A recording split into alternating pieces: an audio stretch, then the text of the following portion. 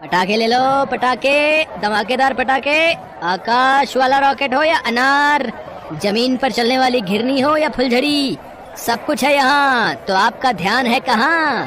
अरे बिना दियों की कैसी दिवाली, इसे जलाकर भगा लेना अमावस की रात काली। 10 रुपए के 12, 10 रुपए के 12, जल्दी से ले लो, कहीं खत्म ना हो जाए। दिवाली पर खरीदारी के लिए सभी के पास कोई न कोई लिस्ट है ही। जिनकी जेब में जितने पैसे हैं, उनकी लिस्ट में सामानों की संख्या उसी के हिसाब से है। लेकिन 55 साल के सदाशिव आमटे की जेब में जो लिस्ट है वो है तो बहुत छोटी, लेकिन वो उसे पूरी कैसे करेंगे, इस सोच में वो चुपचाप उस चहल पहल से भरे बाजार से अपने स्कूटर से गुजर रहे थे। तो क्या करूं मैं, कैसे इंतजाम करूं इतने पैसों का? पहले ही सर पर इतना उधार है। इस बार साहब ने बोनस देने से भी मना कर दिया। सोचा था बोनस से कुछ एक्स्ट्रा पैसे मिलेंगे तो थोड़ी राहत होगी, लेकिन इस बार तो उस उम्मीद पर भी ग्रहण लग गया। सदाशिव आमटे एक क्लर्क है। उनके परिवार में उनके बूढ़े माता पिता के अलावा उनकी पत्नी सुनीता, 2 बच्चे राकेश और मुकेश और एक बेटी संगीता है। पूरे परिवार में वो इकलौते कमाने वाले हैं। सदाशिव जी हर सुबह अपने स्कूटर से ऑफिस के लिए निकल जाते और शाम को लौटते। अपने स्कूटर से वो अपने बच्चे की तरह प्यार करते थे। सुनीता, मैं ऑफिस जा रहा हूँ, आज थोड़ी देर हो जाएगी। सदाशिव जी का बड़ा बेटा राकेश बीएससी की परीक्षा की तैयारी कर रहा था। दूसरे बेटे मुकेश की मानसिक स्थिति बचपन से ही कमजोर थी। वो मेंटली रिटार्डेड था, लेकिन वो पूरे घर का दुलारा था। हर शाम सदाशिव जी उसके लिए एक चॉकलेट लेकर जरूर आते थे। शाम को वो दूर से ही अपने पापा को देखकर खुश हो जाता और जब सदाशिव जी उसके हाथों में चॉकलेट देते तो वो अस्पष्ट सी आवाज में उन्हें थैंक यू कहता। तातलेट, थैंक यू, थैंक यू। लेकिन आज इतने सालों में पहली बार ऐसा हुआ था कि सदाशिव जी ऑफिस से आए, लेकिन उसके लिए चॉकलेट लेकर नहीं आए। जब अचानक से उनकी नजर अपने बेटे पर पड़ी तो उन्हें अपनी भूल का एहसास हुआ। ओहो, आज तो मैं मुकेश के लिए चॉकलेट लाना ही भूल गया। असल में पिछले कई दिनों से सदाशिव जी अपनी बेटी संगीता को लेकर बहुत परेशान है। उसने अपने पूरे कॉलेज में साइंस में टॉप किया है। उसे 2 साल के लिए एस्ट्रो साइंस की पढ़ाई के लिए विदेश जाना है। उसकी पढ़ाई के लिए उसे स्कॉलरशिप तो मिल रही है, लेकिन वहाँ जाने के लिए लगभग 35,000 रुपयों की जरूरत थी। वो 35,000 कहाँ से आएंगे? इसी सोच में सदाशिव जी घुले जा रहे थे। कुछ समझ में नहीं आ रहा है सुनीता, मैं पैसों का इंतजाम कहाँ से करूं?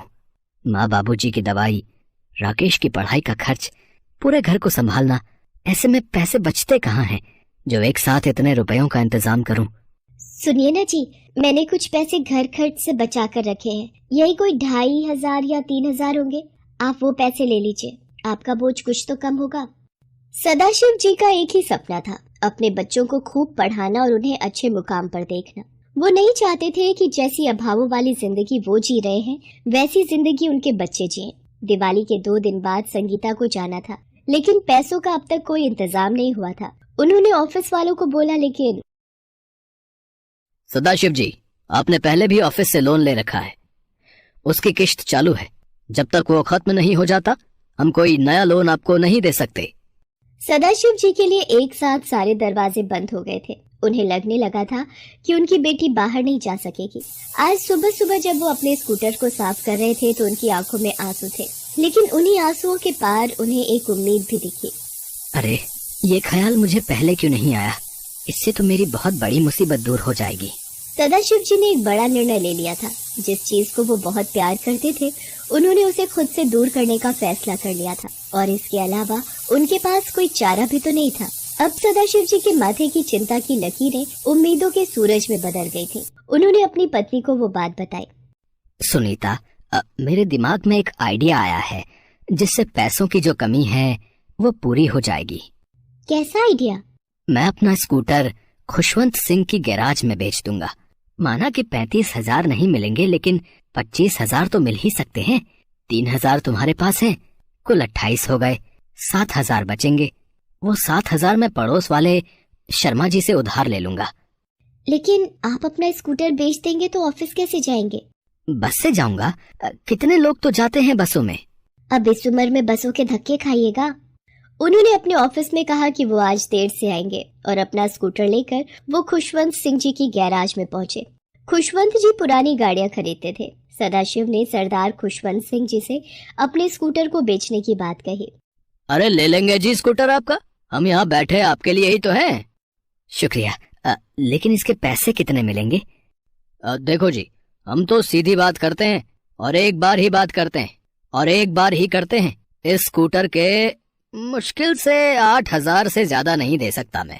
सरदार जी की बात सुनकर सदाशिव जी के चेहरे का रंग उतर गया। सिर्फ 8,000? ये तो बहुत कम है। बहुत कम नहीं है, बहुत ज्यादा है। देखिए, आजकल स्कूटर अब चलाता कौन है, ये बिल्कुल आउटडेटेड है। आउटडेटेड? नहीं खुशवंत जी, मेरा स्कूटर आउटडेटेड नहीं है। मैंने उसे बिल्कुल अपने बच्चे की तरह रखा है। उसे देखकर आप नहीं कह सकते कि वो पुराना है। देखिए साहब, वो बात दरअसल ये है कि आपने अपने स्कूटर को भले ही नए की तरह रखा हो, लेकिन वो है तो सेकंड हैंड ही।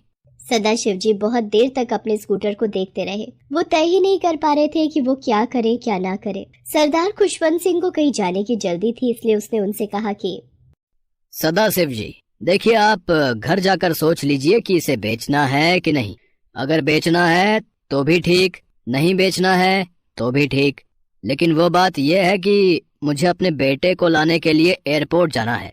वो कनाडा से पूरे 4 साल बाद आ रहा है, इसलिए मुझे उसे लाने के लिए अभी एयरपोर्ट निकलना होगा।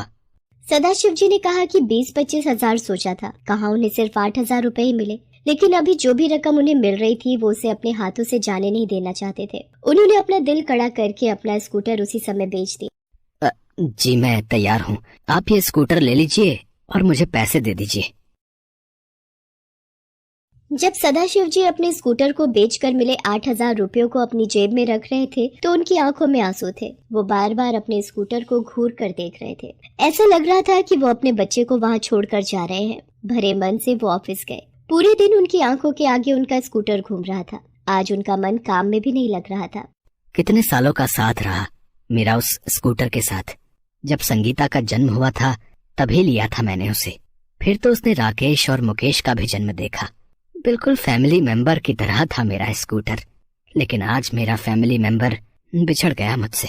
उन्होंने किसी तरह ऑफिस आवर खत्म किया और बस स्टैंड की लंबी लाइन में खड़े हो गए। कल दिवाली की छुट्टी थी, इसलिए हर ओर भीड़ ही भीड़ जमा थी। सभी लोग कुछ न कुछ खरीद रहे थे, लेकिन सदाशिव ने खरीदा कुछ नहीं, उल्टा बेच दिया था। इसलिए वो उदास थे और बाकी के पैसे अब कहाँ से आएंगे वो ये भी सोच रहे थे। क्या भगवान, ये कैसी परीक्षा है। अब तो अपना स्कूटर भी बेच दिया, फिर भी पैसे पूरे नहीं पड़ रहे। अब कहाँ से लाऊंगा मैं पैसे। अब तो बेचने के लिए मेरे पास कुछ भी नहीं है। सदाशिव थके मांदे अपने घर के पास पहुंचे, लेकिन जैसे ही वो घर के पास पहुंचे उनकी आंखों में चमक आ गई। उनका प्यारा स्कूटर ठीक उसी जगह पर लगा था जहां वो हर दिन लगाते थे। मेरा स्कूटर ये कहां से आ गया? इसे तो मैंने बेच दिया था। उन्हें लगा कि वो कोई सपना देख रहे हैं, इसलिए उन्होंने अपनी आंखों को मींचा और स्कूटर की तरफ बढ़े और उसे छूकर देखने लगे। मेरा स्कूटर? ये कौन लाया? मैंने तो इसे बेच दिया था। सुनीता बाहर आओ तो। सुनीता के साथ उनका पूरा परिवार बाहर आया। सुनीता, ये देखो ना, मेरा स्कूटर मैंने बेच दिया था, वो फिर से कोई ले आया। लेकिन कौन लाया है ये? आपकी बेटी लाई है। संगीता तू कैसे ले आई इसे?